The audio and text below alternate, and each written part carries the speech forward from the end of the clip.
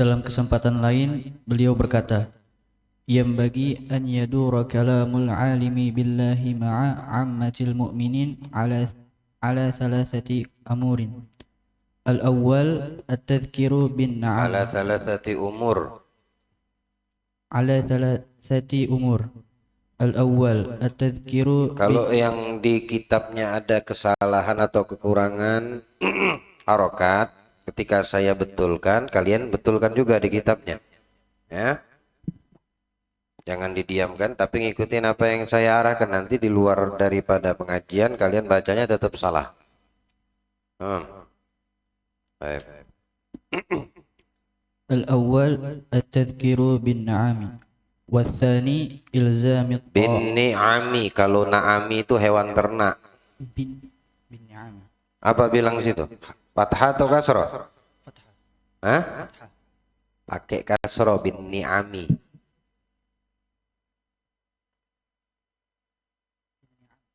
Hah? Ni'ami atau na'ami? Berarti yang bacanya kurang teliti. Mikir kawin aja kau. والثاني إلزام الطاعة والثالث اجتناب المعصية. Ilzamut ta'ati. Mi atau mu?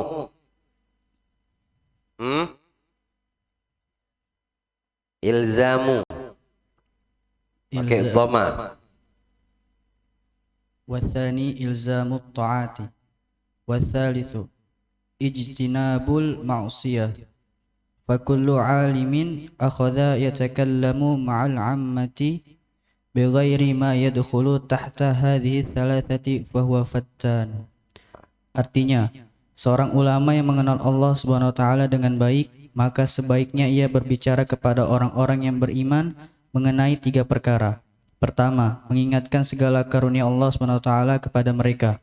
Kedua, memerintahkan mereka untuk senantiasa berbuat taat kepada Allah Subhanahu wa taala. Ketiga, memerintahkan mereka agar menjauhi semua perbuatan maksiat.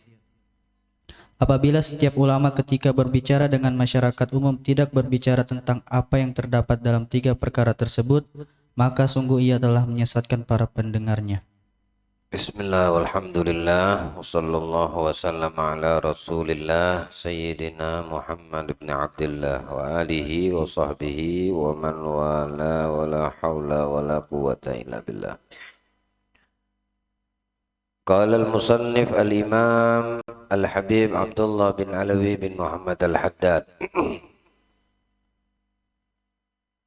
fi kitabihi al-hikam ila qawlihi radhiyallahu anhu wa ankum yambaghi ayyadura kalamul alimi billah ma'ammatil mu'minin. Hendaknya seyogyanya jika seorang yang berilmu di ruang lingkup orang-orang awam, apa yang harus mereka sampaikan, apa yang harus mereka bicarakan, apa yang harus mereka bahas. Orang awam beriman kepada Allah. Jadi kita harus bisa membedakan. Ini ditujukan juga bagi seorang dai. Ada kalanya duduk bersama mereka para penuntut ilmu. Ada kalanya lagi duduk dengan orang awam. Orang awam ini maksudnya bukan artinya dia tidak menuntut ilmu atau bukan penuntut ilmu, tapi waktunya menuntut ilmu tidak sebagaimana sebetul-betulnya mereka yang menuntut ilmu.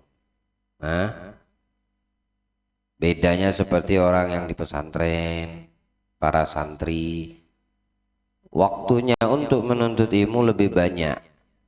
Kalau orang awam, ketika ada majelis mereka hadir, waktunya lebih banyak di luar, mungkin dengan kerja, mungkin dengan kesibukan dan lain sebagainya. Ada senggang waktu baru mereka menuntut ilmu dengan menghadiri majelis ta'lim, dengan mendatangi ulama. Nah, ini dikategorikan awam. Nah,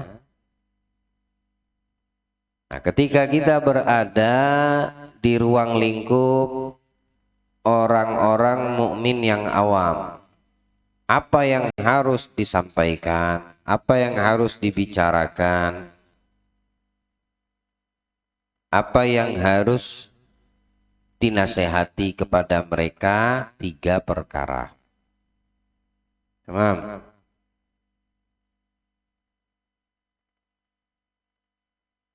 Yang pertama,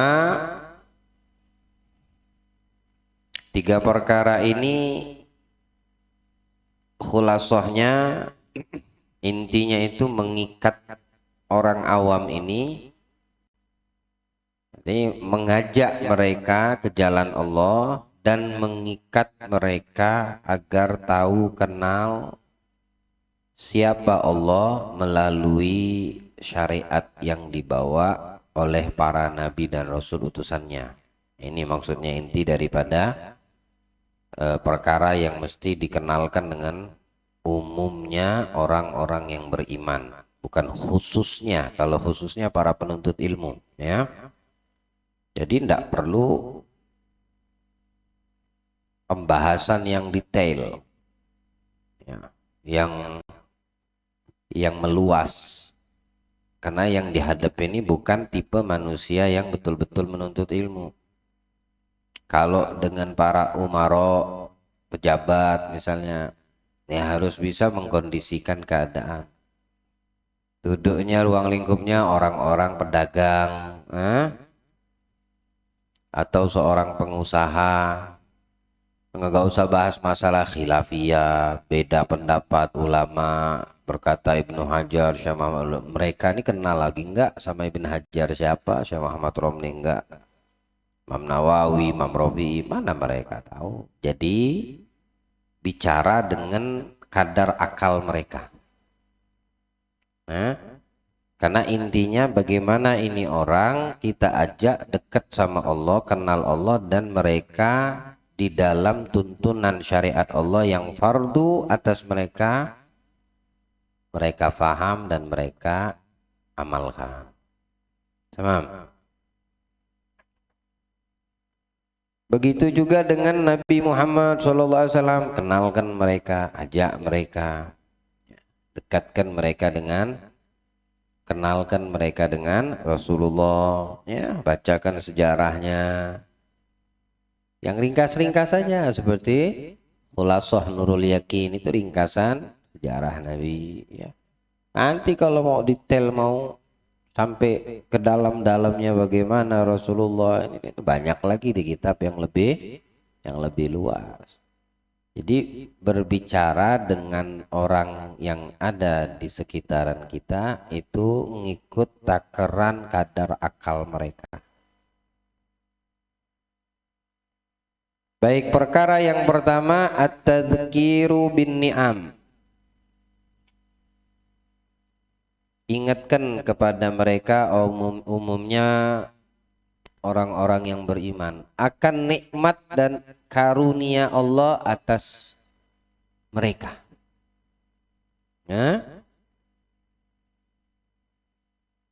Bagaimana Allah memberikan nikmat untuk kita, seputaran itu yang pertama. Bagaimana mereka mempelajari cara bersyukur kepada Allah atas nikmat dan karunia yang didapatkan dan dirasakan. Nah, ini yang diingatkan kepada umumnya kaum mukminin, ya, bukan khususnya mukminin tapi umumnya. Diajak dialog seperti itu, berbicara dengan nikmat yang Allah berikan, ya. Baru mereka itu akan menjadi hamba yang mengerti cara mensyukuri nikmat. Kasih tahu kalau nikmat Allah itu tidak bisa dihitung. Nikmat Allah itu nggak bisa dihitung. Maka dari itu terhadap nikmat harus banyak bersyukur. Mensyukuri nikmat pun itu bagian dari nikmat. Sama, kita hadir majelis, kita masih diperkenankan Allah berzikir, menyebut namanya, kemudian bersolawat, baca maulid, ada di dalam maulid itu sejarah Nabi Muhammad, ya. Itu nikmat dari Allah. Artinya Allah masih memberikan izin untuk kita bisa melakukan kesemua itu.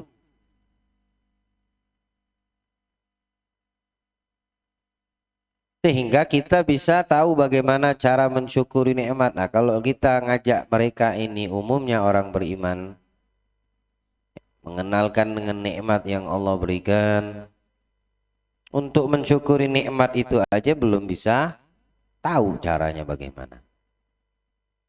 Karena di atas nikmat lisan masih bisa bersolawat kepada Nabi, itu nikmat, ya. Lalu bagaimana bersyukur? Alhamdulillah masih diizinkan Allah untuk bisa bersolawat. Betul. Kamu mengucapkan alhamdulillah itu berpahala.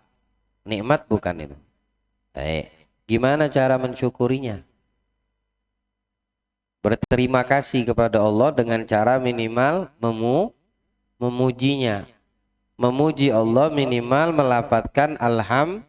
Nah, saat mengucapkan itu sebagai wujud atau bentuk syukur kita, dikasih itu nikmat sama Allah. Jadi nikmat di atas nikmat. Kamu mensyukuri dengan memujinya, nikmat lagi itu. Sehingga kamu tidak bisa lagi berbicara dan tidak bisa lagi mengungkapkan. Kita masih bisa bersolawat, itu nikmat dari Allah. Alhamdulillah ya Allah, masih diizinkan ini diri, banyak dosa tapi solawat sama Nabi. Kamu mengucapkan alhamdulillah itu nikmat yang Allah berikan. Nah, jadi makanya dikatakan wa in ta'uddu ni'matallahi la suha, tidak bisa kita menghitung nikmat Allah, itu tidak bisa. Tidak ada yang mampu menghitung berapa banyak nikmat yang Allah berikan kepada kita. Bahkan mensyukuri nikmat itu adalah nikmat dari Allah untuk yang dikasih dan mendapatkan nikmat. Ada orang yang mensyukuri nikmat Allah dengan cara bersedekah. Sedekah itu nggak bakal bisa kamu lakukan kalau tidak dengan izin Allah. Lalu kamu bersedekah menyantunin orang karena syukur terhadap itu sedekah nikmat bukan? Lalu bagaimana cara mensyukuri sedekah? Jadi nikmat yang Allah berikan itu, ketika hamba tersebut mensyukurinya, mensyukuri itu adalah bentuk dari nikmat yang berikutnya dikasih sama Allah. Tamam. Ya. Makanya kita nggak habis-habis kalau mau mensyukuri nikmat Allah. Makanya jangan sampai kita kufur sama nikmat. Ya. Dikasih sakit sama Allah, nikmat tetap itu nikmat. Tidak bisa kamu mengatakan itu bukan kenikmatan. Karena siapa yang mau memilih dikasih sakit sama sehat milih sakit? Saya rasa tidak ada, ya. Tapi ketika pilihan kamu itu pengen sehat, ternyata Allah kasih nikmat sakit, itu yang mendatangkan siapa? Allah. Maka dinamakan nikmat. Memang badannya sakit. Ya, lagi kalau lagi demam, misalnya lagi demam tuh, ngelihat air aja menggigil. Apalagi saat menyentuh air tuh menggigil. Sakit semua badan. Sekujur tubuh tuh sakit, tulang-tulang sakit. Ya kalau kamu rasakan itu sakit, jadinya sakit. Memang sakit, tidak bisa mau dihindari rasa sakit. Nah, beda cara pandang awamnya orang beriman dengan khususnya orang yang beriman. Memang itu sakit. Tapi ketika kamu menyadari itu datangnya dari Allah, yang memberi adalah Allah, maka kamu akan menjadikan itu nikmat. Kenapa? Karena dibalik daripada itu kenikmatan ada hikmah. Dosamu diampunkan Allah, derajatmu ditinggikan oleh Allah. Kalau kamu diberi kesembuhan, semua yang ada di dalam tubuhmu, darahnya diganti sama yang baru sama Allah.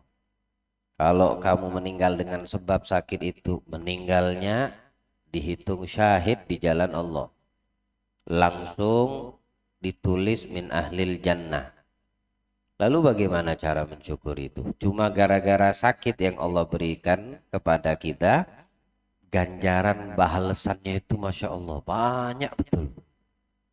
Lalu bagaimana kita mau mengatakan ini bukan nikmat? Nikmat bagi khususnya orang yang paham. Kalau umumnya, awamnya orang yang tidak memahami, ya dia cuma bisa sebatas aduh sakit, ya. Mengeluh banyaknya, jadinya mengeluh. Minum obat belum tentu jadi tolak ukur kesembuhan. Obat itu 70% racun, 30%-nya baru masih tanda tanya. Obat itu bukannya menyembuhkan semua 100% kandungan kimianya itu kesembuhan, bukan, 70%-nya bahkan racun. Makanya orang kalau seandainya minum obat overdosis, tidak bagus untuk tubuh dia. Hah? Ya kan? Tidak bagus. Malah dampaknya tidak baik. Jadi orang yang pandai bersyukur akan nikmat, dan mereka termasuk orang yang khususnya orang yang beriman, semua yang dia dapatkan dan dia rasakan, yang disukai dan tidak disukai, nikmat dari Allah, sekalipun itu sakit. Al-Habib Ja'far, Al-Habib Syekh bin Ja'far As-Segaf Pasuruan, seorang aulia, orang soleh, ulama. Beliau itu dikatakan termasuk ulama karismatik di zamannya, di masanya, dan tampan orangnya, ganteng. Tampannya ini orang, Habib Syekhon ini, tidak ada wanita yang melihat dan memandang wajahnya terkesima. Pasti suka. Pasti suka. Bahasa kita ini jatuh cinta gitu. Hingga dikatakan untuk menghindari fitnah, Allah kasih beliau sakit yang membuat orang melihatnya suka. Sakit apa? Tumor di sini, pipinya tumor. Jadi kayak bengkak gitu, besar tumor. Dan tetap aktivitas berjalan. Dakwahnya beliau mengajar tidak mempengaruhi sama sekali. Orang kalau udah sakit, kita sakit sedikit aja sholat kagak mau, nyari alasan, boleh nggak dijamak atau dikodok. Masya Allah, kadang pertanyaan seperti itu keluar tuh. Setiap orang datang minta doa kepada beliau, langsung dikabulkan Allah doanya untuk orang yang meminta. Tapi kalau untuk beliau tidak pernah minta doa sembuh. Tiba suatu hari ada orang bertanya di daerah Madura sana, ya Habib, orang banyak datang bawa air, mintakan antum doa. Tapi kenapa antum sendiri tidak mau minta doa untuk kesembuhan buat diri antum sendiri dari tumor ini tadi? Akhirnya apa yang beliau kasih lihat, tumornya itu diambil sama beliau. Nah, dilepasnya.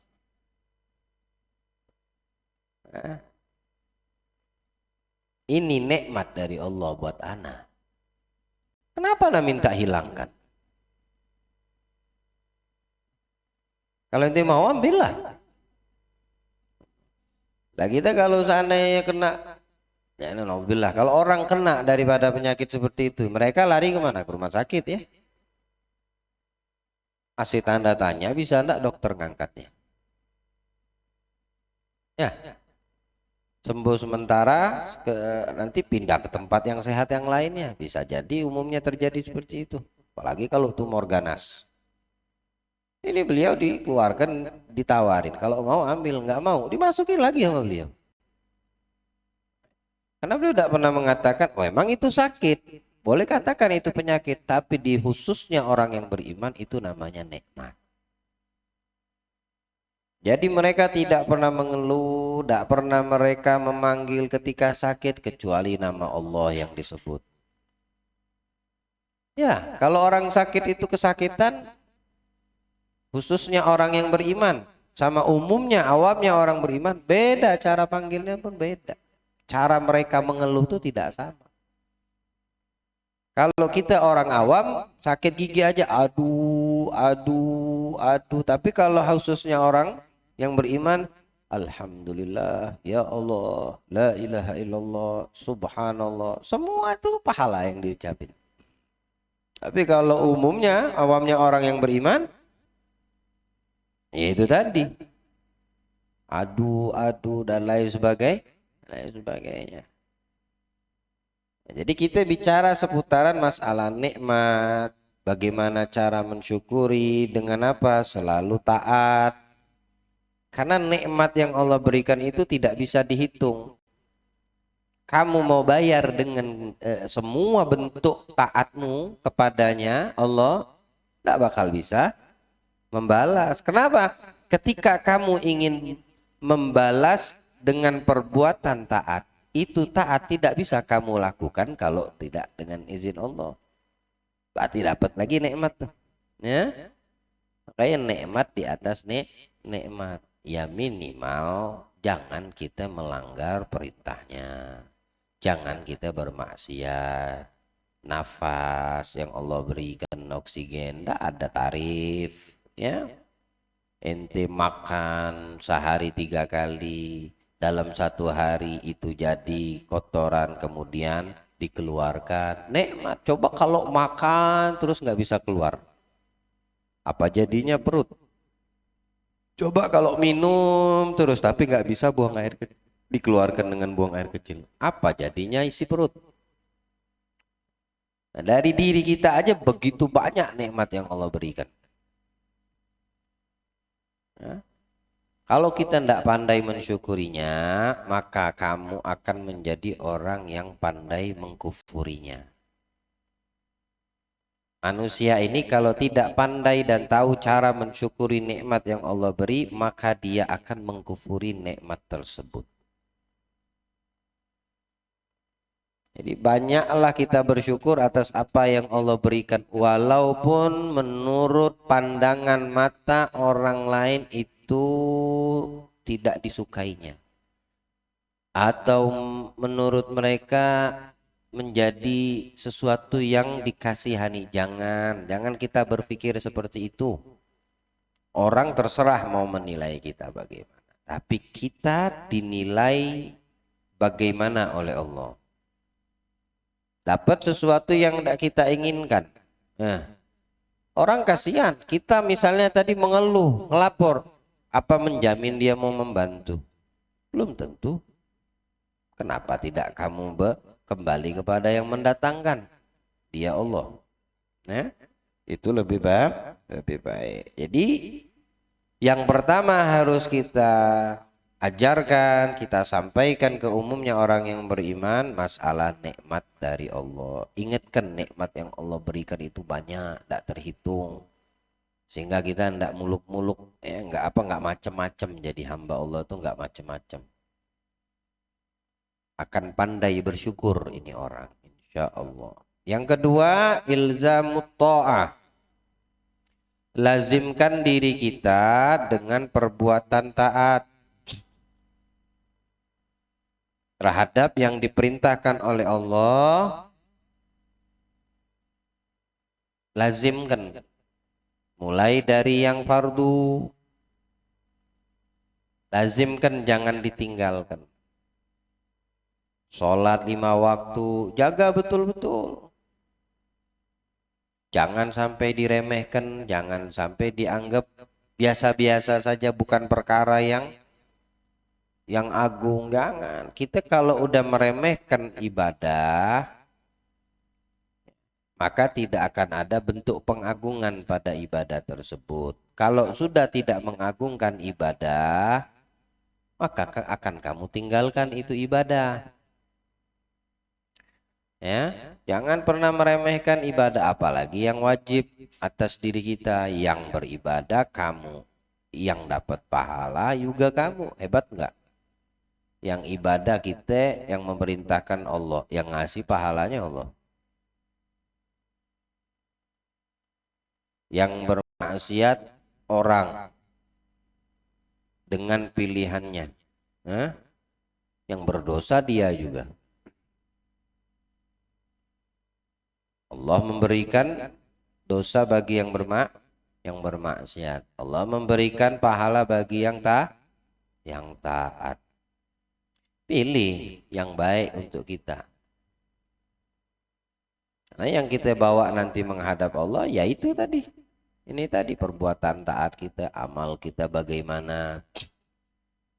Ya, 60 tahun, 70 tahun hidup di atas muka bumi. Kalau udah meninggal tempatnya sempit, gelap, banyak binatang, sendirian. Entah di dalam kubur itu nikmat atau azab, dan bukan itu 60-70 tahun. Nabi Muhammad itu 1440 tahun udah dimakamkan jasad beliau. Itu bukan waktu yang sebentar loh. Para sahabat 1440 tahun dimakamkan. Bukan waktu yang sebentar. Umurnya beliau 63 tahun. Kurang lebih ada yang jarang yang dapat 100 tahun. Bukan di zaman dulu umat umurnya panjang. Umat Nabi Muhammad kita ini pendek umurnya.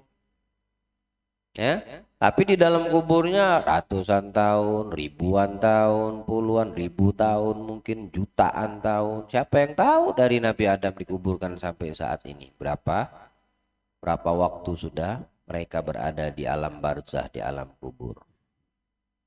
Ya, kita untuk umat Nabi cuma 60-70 tahun.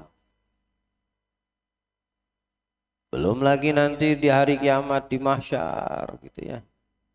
Sampai dibilang Nabi, hisab paling ringan itu, orang paling cepat dihisab itu 500 tahun. Ada yang mengatakan 1000 tahun. Itu paling cepat. Nah, umur kita 60 tahun. Hisabnya aja 500 tahun. Itu di sono. Belum dihitung yang masa kubur nunggu kiamat. Berapa ribu tahun orang yang sudah mendahului kita. Imam Haddad mau 300-an tahun sudah. Kita tinggal berapa tahun lagi umur kita sisanya gitu. Tapi menentukan kita di sono bahagia di kubur kita bakal ratusan atau ribuan tahun ini, 60-an tahun ini, 60 atau 70. Umur umatku antara 60-70. Ada yang kurang, ada yang lebih dari itu. Ya nah, ada orang yang berdoa minta panjang umur. Lah kalau panjang umur taatmu sedikit untuk apa? Sampai kapan? Capek juga kalau sudah umur 90-100 tahun. Teman konconya udah mati semua. Sepi dia, Allah sendiri aku. Ini anak-anak baru hidup semua. Teman-temanku udah meninggal. Lah, salah kamu minta panjang umur. Kalau panjang umurnya banyak taat, banyak ibadahnya, bagus. Kalau panjang umur ibadah kagak ada, maksiat iya. Aduh. Tersiksa, dia malah lebih parah yang seperti itu. Ya. Boleh minta panjang umur, boleh silakan. Tapi barengi ya Allah panjangkan umur selalu dalam taat. Itu. Jangan cuma batas panjang umur aja, ngapain stres inti panjang umur, ya. Generasimu sudah meninggalkanmu duluan. Nggak ada yang ngerti sepak terjang kecuali yang bersamamu waktu masih hidup. Tapi dia udah meninggal duluan, kamu dipanjangkan umur, ya permintaanmu sendiri kepada Allah, ya jadi panjangkan umurmu, tapi taat tidak ada, sayang.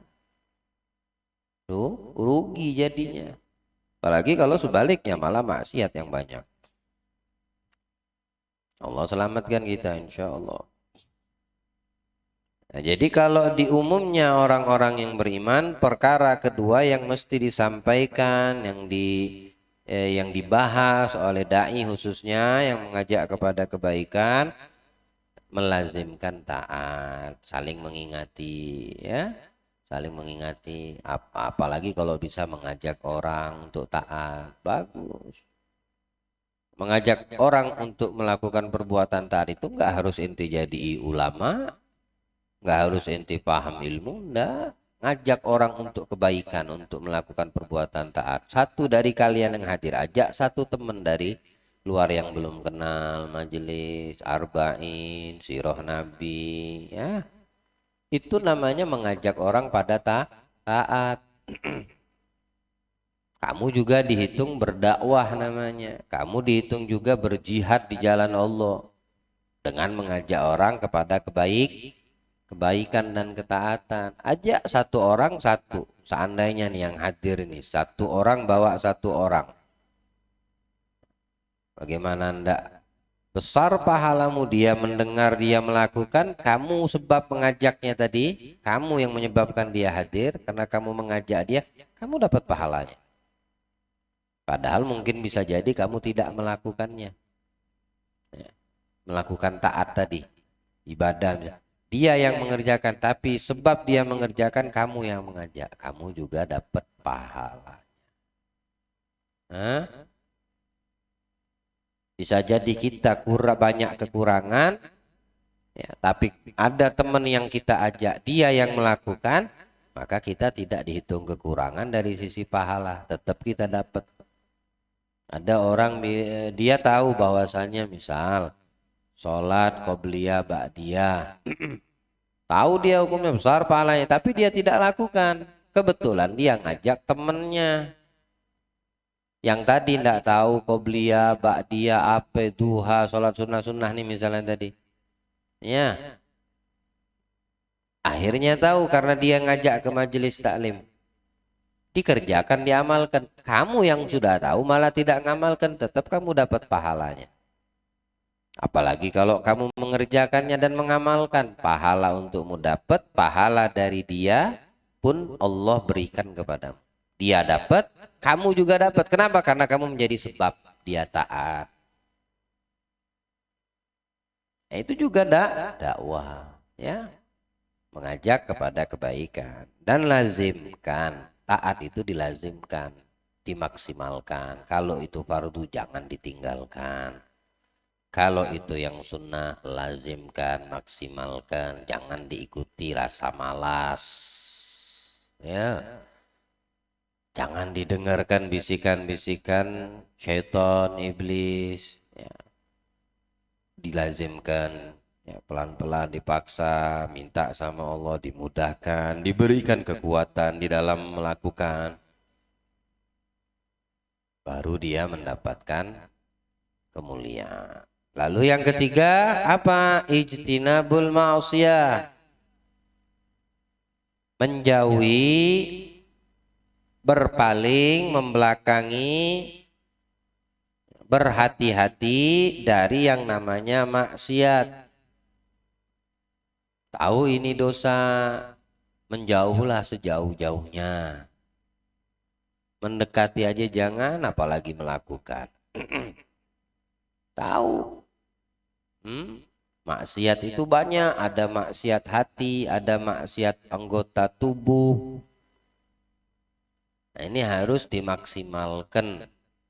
Dijaga mulut kita, jaga jangan sampai bermaksiat dengan membicarakan orang, ribain orang, ngomong nggak penting.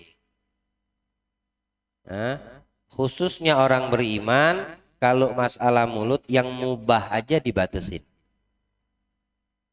Yang mubah itu yang boleh, tidak datangkan dosa wala pahala, itu pun dibatasin. Kalau umumnya orang yang beriman, Malah naudzubillah yang dosa diladeninya. Mulut tadi yang mendatangkan dosa diladenin, diikutin. Coba kita lihat para ulama, tidak banyak omong mereka, kalau tidak penting tidak mereka ngomong. Ngomong pun yang sifatnya mubah mereka batasi. Nah, ini khusus namanya. Mukmin yang dikhususkan sudah ngerti dia bahayanya mulutnya. Yang terucap tidak luput dari raqib dan atid. Apapun yang kamu ucapkan, mulai dari yang boleh, yang tidak boleh, yang diharamkan, semua dicatat. Min husnil Islam al mar'i tarku ma la ya'ni. Sebaik-baik orang muslim kata Rasulullah. Ya. Muslim yang baik itu yang bagaimana? Orang yang baik itu yang bagaimana?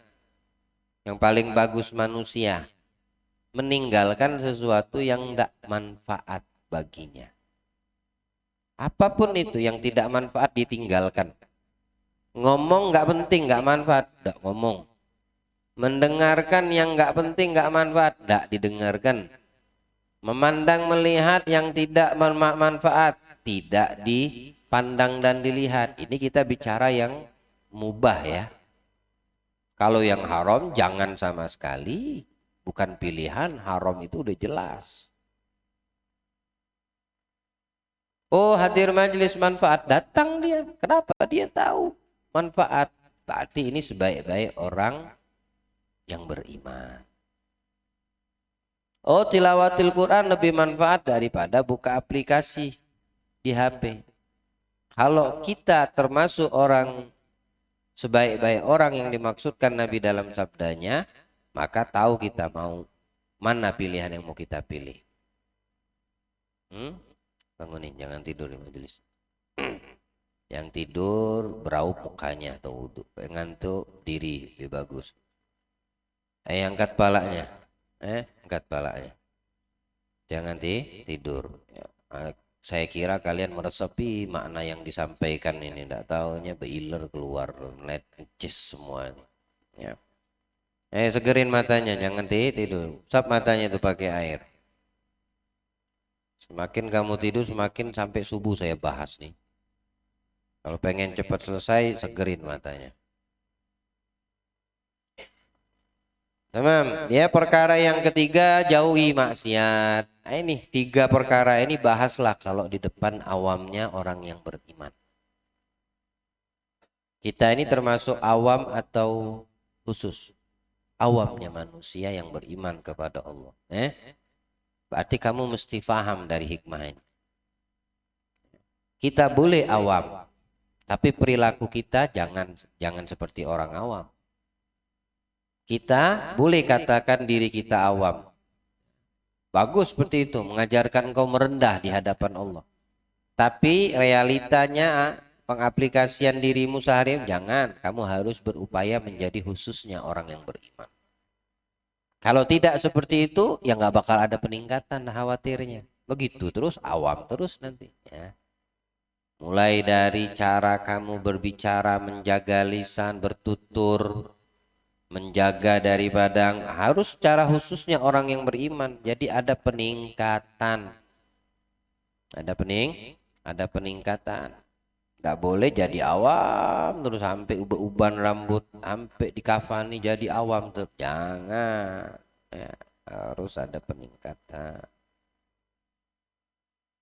Berpaling dari maksiat harus kita menjauh daripada perkara-perkara tersebut, sehingga orang yang mendengarkan dari 3 yang disampaikan ini, awamnya orang beriman, tidak terlalu di dalam pemahamannya atau penyampaian apa yang dia dengarkan ya, bisa merusak dirinya dan orang lain.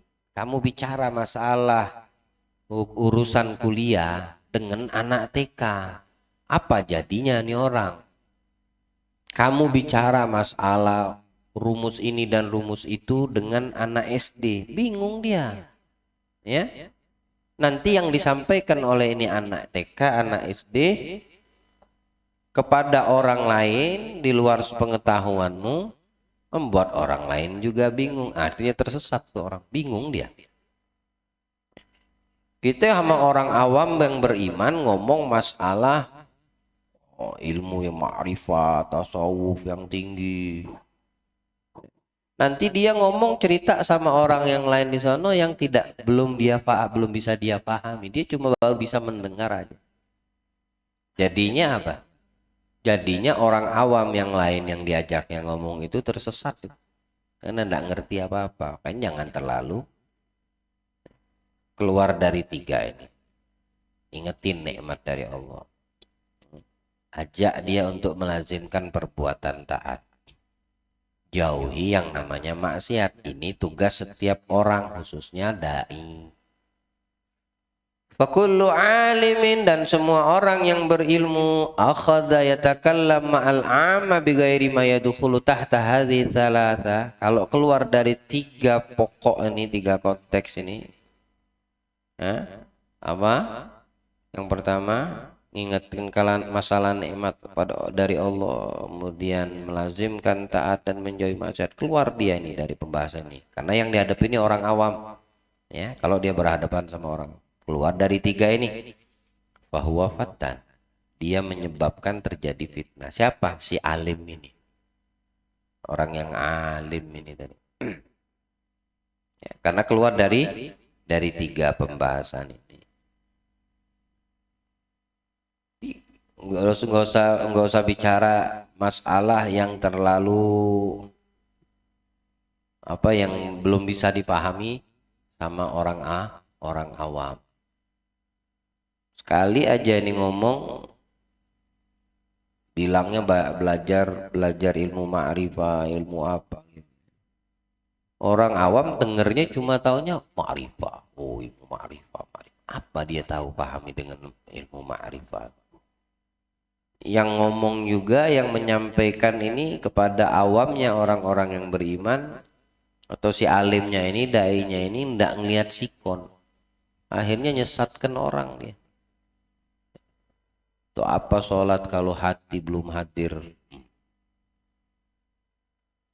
Untuk apa sholat kalau seandainya hati masih mikir kemana-mana? Nabi itu paling suka sholat gitu loh. Itu khususnya orang beriman. Lah kita nih awamnya orang beriman, bukan berarti kita meninggalkan sholat. Cukup kita ingat sama Allah, nggak perlu lagi kita sholat. Ilmu ma'rifah yang seperti ini, ada yang seperti itu. Karena kalau kamu sholat, kamu juga tidak bisa khusyuk, nggak bisa hadir. Emang yang ngomong seperti itu bisa hadir sholat? Yang ngomong seperti itu, bukti kalau dia juga bego, dia tidak sholat. Makanya dia ngomong untuk apa? Cukup kita ingat sama Allah. Akhirnya sesat kan? Omongannya sesat dan menyesatkan orang lain. Kenapa? Dia tidak pantas dibilang orang yang berilmu, orang yang alim. Kenapa? Kalau orang alim dia tahu bagaimana mengkondisikan ngomongnya sama siapa. Oh, babnya ini. Oh, ini yang dibahas. Oh, yang ini dibahas. Tahu dia. Ngomongnya bab yang tinggi-tinggi, yang sok tahu namanya ini. Sok tahu. Bicara masalah akhirnya yang fardu ditinggal. Akhirnya sesat orang. Jadi katakan sebagian ulama, na'udzubillah min nisfi faqih wa nisfi mutakallim. Kami berlindung kepada Allah dari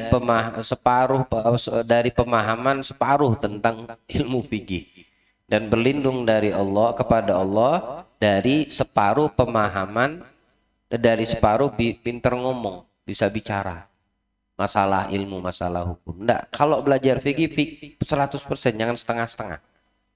Belajar ilmu yang memahami cara sholat yang betul, jangan setengah-setengah. Kalau setengah-setengah dapat hasilnya juga setengah-setengah. Fikih ini ilmu pemahaman. Sehari-hari kamu tidak lepas dari ilmu fikih. Sholat tiap hari ada dalam ilmu fikih pembahasannya. Oh, belajar setengah-setengah, kamu dapatnya setengah-setengah. Ya, dapatnya juga setengah-setengah. Akhirnya repot.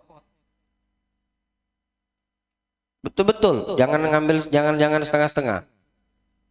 Nggak paham, tanya. Kalau kamu nggak tanya, setengah kamu dapatnya.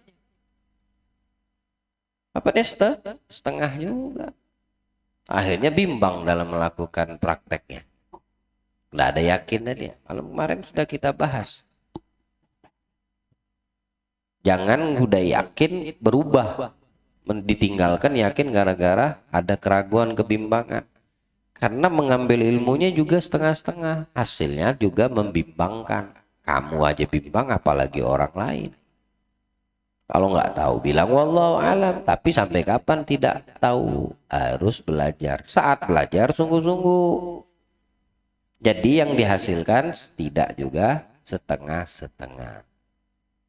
Hadir majelis setengah-setengah. Iya, keluar majelis dapatnya setengah-setengah.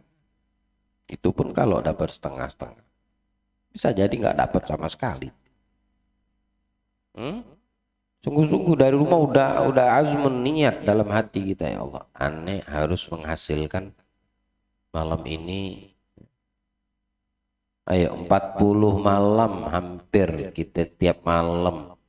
Satu hari misalnya kita bisa mendapatkan satu ilmu yang bermanfaat. Sehari itu dalam 40 hari kamu bisa mendapatkan 40 ilmu yang bermanfaat yang bisa kamu amalkan di dalam keseharianmu.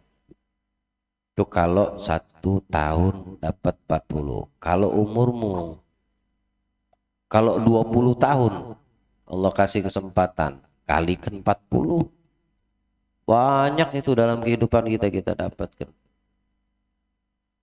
Tapi kenyataannya yang kita sudah sering dengar dan dalam kehidupan sehari-hari kita. Jadi masuk lubang kuping kanan, keluar lubang kuping keluar kiri.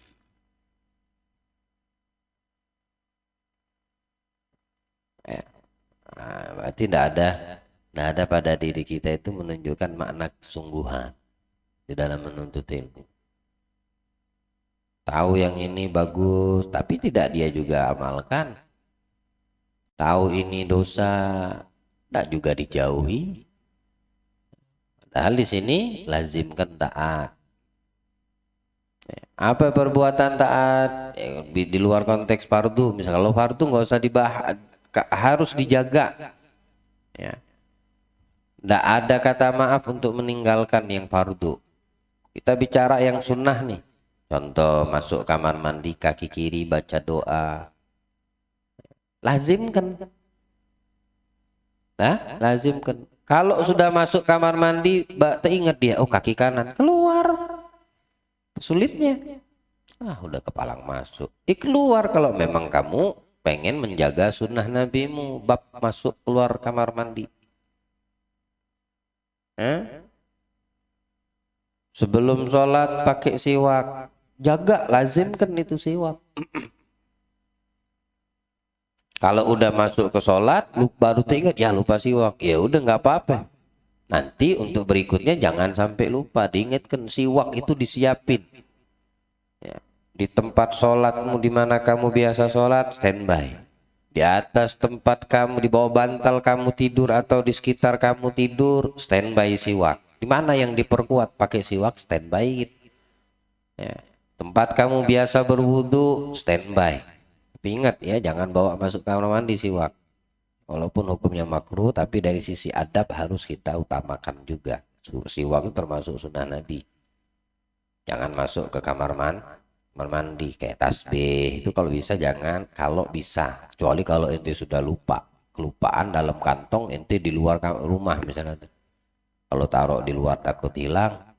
Lain lagi ini perkaranya ini, walaupun dia makruh tapi dari sisi adab harus tetap dikedepankan.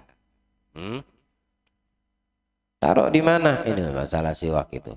Contoh saja. Lazim kan jangan didengarkan, oh siwak sunnah. Oh udah tahu siwak sunnah. Tapi diamalin enggak? Ya. Minum tangan kanan, lazimkan. Memberi menerima, biasain tangan kanan, lazimkan. Anakmu perhatikan. Tes balik, kasih anakmu makan atau minum. Ya, dia nerimanya tangan kiri atau tangan kanan. Ya. Kalau kita nggak melazimkan fi'lut ta'ah, tidak ada ihtimam, tidak ada kita memperhatikan, tidak ada kita perhatian dengan itu nilai-nilai ketaatan, ya tetap bakal kamu kasih tuh air dengan tangan kiri dia. Enggak, kalau kamu memang ada tanggung jawab, merasa terbebani dengan perbuatan taat, kamu akan stop nak tangan kanan. Kasih tahu Nabi kalau minum tangan kanan, kalau nerima kanan, kalau memberi kanan. Dikasih tahu dia. Berkali-kali kasih tahu. Nanti lama kelamaan dia tetap tuh bakal terbiasa karena mana yang lebih dekat sama untuk menerimanya, sesuatu yang menerima. Ya. Misal dia posisinya ngadep ke sini, ya, tangan kirinya di sebelah sini, kamunya di sebelah kiri dia. Ketika kamu mau ngasih uang, mana yang lebih cepat diterimanya, tangan kanan atau tangan kirinya? Tergambar kan enggak? Tangan kirinya karena lebih dekat untuk nerima. Kalau tangan kanan di sini dia harus berbalik badan dulu. Ya. Kasih dia, terima sama tangan kiri dia diterima. Jangan kamu lepas, tahan. Nanti ditarik sama dia. Gitu. Baru kamu jelasin. Kalau nerima tangan, baru dibalik sama dia. Nanti terbiasa begitu. Itu namanya adanya ihtimam, perhatian sama nilai-nilai taat. Ya, yang sepele kita biasa-biasa aja, nanti naiknya merambatnya ke wajib. Kamu sepelehin juga tuh yang wajib lama-kelamaan, tanpa kamu sadari nanti. Allah selamatkan insya Allah. Kita semua dijauhkan daripada perbuatan maksiat, dijauhkan kita dari perbuatan yang melanggar perintah Allah, dan dianugerahkan Allah istiqamah dalam taat. Amin ya rabbal alamin. Arwah Sayyid Muhammad bin Husain al-Juhri, bin Idris al-Juhri, Hashim Muhammad al-Juhri, Ahmad bin Alwi al-Juhri, Idris bin Alwi al-Juhri, Muhammad Yasin bin Abdullah, Syarifah Maryam binti Ali Sugab, Syarifah Ragwan binti Idris al-Juhri, Syarifah bin Ayah binti Alwi al-Juhri, Ubaidullah binti Nahar. أن الله يغفر لهم ويرحمهم ويسكنهم الجنة برحمته ووالدينا ووالديهم خاصة جميع أمواتنا وأموات المسلمين عامة. أثابكم الله بسر الفاتحة.